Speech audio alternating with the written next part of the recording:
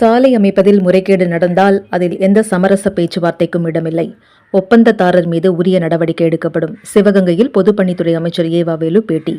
சிவகங்கையில் நடைபெறும் கட்டுமான பணிகள் குறித்து ஆய்வு மேற்கொள்ள வந்த பொதுப்பணித்துறை அமைச்சர் ஏவாவேலு செய்தியாளர்களை சந்தித்த போது இவ்வாறு கூறினார். அது பொதுவாக அந்த காலத்திலே நெடுஞ்சாலைத்துறை பற்றி சொல்லலாம், அப்படி வேக சொல்லுகிற வார்த்தை. நான் அமைச்சராக பொறுப்பேற்ற உடனேயே ஏறத்தான் நான் ஏற்க சட்டமன்றத்தை சொல்லியிருக்கிறேன். இது வரைக்கும் இந்த 4 ஆண்டில் 86 இடங்களில் திடீர்னு நான் போய் பரிசோதனை செய்கிறேன். திடீர்னு போய் பார்த்தா 86 இடங்களில் பரிசோதனை செய்கிறேன். இன்றைக்கி கூட சரி, அந்த சிஎம்ஆர்டி ஒர்க் செய்கிற அந்த கான்ட்ராக்டருக்காரங்க நான் வருவேன், டெஸ்ட் பண்ண வருவேன் தெரியாது.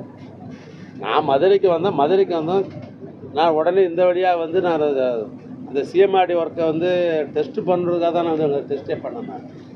பொதுவாக ஐஆர்சி கேடுன்னு இருக்குது, இந்தியன் ரோட் காங்கிரஸ் அப்படின்னு ஒரு ஐஆர்சி கேடு இருக்குது. அந்த கேடு பிரகாரம் தான் நாங்கள் ஒப்பந்ததாரர்களுக்கு ஒப்பந்தம் போடுகிற பொழுது என்னென்ன திக்னஸ் இருக்குது, என்ன சமாச்சாரம்னு நாங்கள் போட சொல்கிறோம். நான் தமிழ்நாடு பூரா சுற்றி கொண்டிருக்கிறேன். தரமான சாலை தான் போடப்பட்டிருக்கிறது. அங்கு இங்கே எங்கேயாவது புகார் வறுமையானால் அதை நான் விடுறதில்லை. அந்த புகாரை எடுத்துக்கொண்டு உடனே அந்த சம்மந்தப்பட்ட அந்த பகுதியினுடைய கண்காணிப்பு அழைத்து இப்படி சாலை போடப்பட்டிருக்குது அப்படின்னு சொல்லி அதை உடனே இந்த ஒப்பந்த காலத்துக்குள் அப்படி இருந்தால் நம்ம போடுறதுக்கு கண்டிஷன் இருக்குது. எப்பயுமே ஒரு சாலை போடுகிற போது அந்த சாலை சரியில்லை சொன்னால் ஒப்பந்த காலத்துக்குள் அவங்க திருத்தி போடுறதுக்கு இடம் இருக்குது. அது போன்ற வருகிற புகாரை நாங்கள் கண்டுபிடித்து அதை நாங்கள் முறைப்படி நாங்கள் செய்து கொண்டிருக்கிறோம். அது அன்னில் சென்னையில் மாநில லெவலில் குவாலிட்டி கண்ட்ரோலுக்கு இன்னும் ஒரு சிஏ இருக்கிறார், அவர் பேர் சரவணன் பேர். இது போன்ற புகார் வருகிற பொழுது அவர்கிட்ட அந்த புகாரை கொடுத்து அந்த ஊரில் போய் சாலை முறையாக போட்டிருக்காங்களா அப்படின்னு சொல்லி பார்க்குறோம். இது எனில் எங்களுடைய துறையினுடைய செயலாளர் சுற்றுப்பயணம் போகிற பொழுது அவர் நேரடியாக சாலைகள் முறையாக போடப்பட்டிருக்கிறதா என்று பார்த்து போகிறோம். அதில் காம்ப்ரமைஸ் என்ற பேச்சுக்கு இடம் கிடையாது. நம்முடைய சகோதரர் அப்படி ஏதாவது எங்கேயாவது அப்படி எனக்கு இடத்துல நீங்கள் ஆதாரபூர்வமாக கொடுத்தோம்னு சொன்னாக்கா, இந்த ஒப்பந்த காலத்துக்குள் இருந்தோம் என்று சொன்னால் அதை முறையாக மீண்டும் நாங்கள் ரினியூல் பண்ணி போட சொல்லுவோம். ஒப்பந்த காலம் முடிஞ்சிருந்தால் அவர் ஏற்கனவே டெபாசிட் பணம் கட்டிருப்பார்.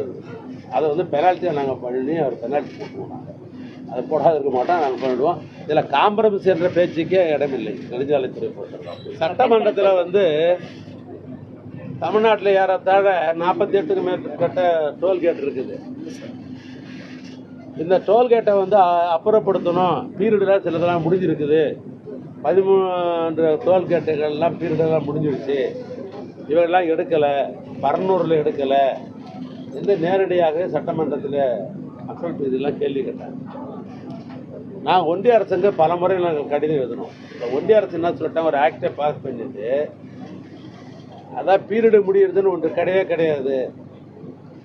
நாங்கள் தொடர்ந்து என்ஹெச்ஐ பொறுத்தளவுக்கு நகாயை பொறுத்தளவுக்கு சாலைகளை நாங்கள் மேம்பாடு செய்து கொண்டிருக்கிறோம். விபத்து ஏற்படுகிற இடங்களில் நாங்கள் அண்டர் பாஸ் போடுறோம். அதே போன்ற விபத்து ஏற்படுற இடங்களில் பல இடங்களில் மேம்பாலம் கட்டி கொண்டிருக்கிறோம்.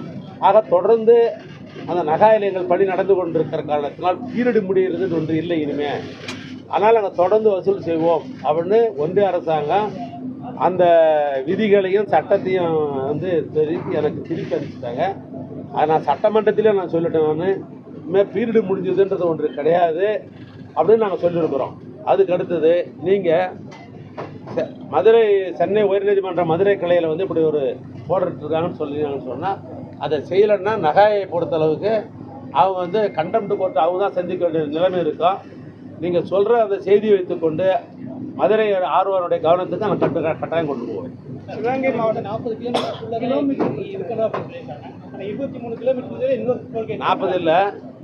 ஏற்கனவே நகாயை பொறுத்தளவுக்கு நம்முடைய நிதின் கட்கரி அவர்கள் 60 கிலோமீட்டருக்கு ஒரு டோல் தான் போடுவோன்னு அவரே சொன்னார், நாடாளுமன்றத்தில் சொன்னார். அதை வைத்துக்கொண்டு தமிழ்நாட்டில் பல இடங்களில் 60 கிலோமீட்டருக்கே உள்ளே இருக்கிறது என்று மாநில நெடுஞ்சாலைத்துறை மூலமாக கண்டுபிடிக்கப்பட்டு நாங்கள் தொடர்ந்து அதையும் நாங்கள் குறிப்பிட்டு எழுதியிருக்கிறோம். நீங்கள் நாடாளுமன்றத்தில் 60 கிலோமீட்டருக்கு ஒன்றுன்னு சொல்லியிருக்கிறீங்க. தமிழ்நாட்டில் பல இடங்களில் 60 கிலோமீட்டருக்கு உள்ளே இருக்கிறது. ஆனால் அதையாக நீங்கள் முறைப்படுத்துங்க அப்படின்னு நாங்கள் கடிதம் எழுதியதுக்கு ஒன்றிய அரசாங்க அமைச்சர் அவர்கள் நடைமுறையில் நாங்கள் ஒன்றன் பின் ஒன்றாக நாங்கள் மாற்றி அமைக்கிறோம் அப்படின்னு பதில் அறிவிக்கிறார். சார், மேலூர் சாலை போட்டதில் சாலையில் இருந்த மரங்களை வந்து முறையாக டெண்டர் விடாமல் அகற்றினால் ஊர் மக்கள் எல்லாருமே போராட்டம் பண்ணுறாங்க. திரும்ப எடுக்கப்பட்ட மரத்தில் புதுசாக இதுவரை மரக்கன்று எதையுமே நடாமலும் இருக்குது. இல்லை, முதலமைச்சர் சாலை மேம்பாட்டத்தை பொறுத்தளவுக்கு அந்த ஒப்பந்ததாரையே மரம் வைக்கணும் அப்படின்னு சொல்லி நாங்கள் இன்ஸ்ட்ரக்ஷன் கொடுத்துருக்குறோம். பொதுவாக நாங்கள் போகிற இடங்களெல்லாம் பார்த்தீங்கன்னா மரக்கன்று வைக்கணுன்றது எங்களுடைய நோக்கம். அதுவும் குறிப்பாக ஒரு மரம் வெட்டினால் அதுக்கு 10 மரம் வைக்கணும்னு சொல்லி இன்ஸ்ட்ரக்ஷன் டிபார்ட்மெண்ட்டில் நாங்கள் கொடுத்துருக்குறோம்.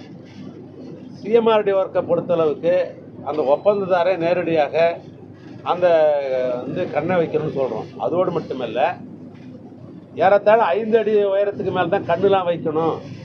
நர்சரி வாங்கி கொண்டாந்து நட்டாக்கா அது வந்து சில நேரங்களில் கால்நடைக்கு இரையாகி விடுகிறது.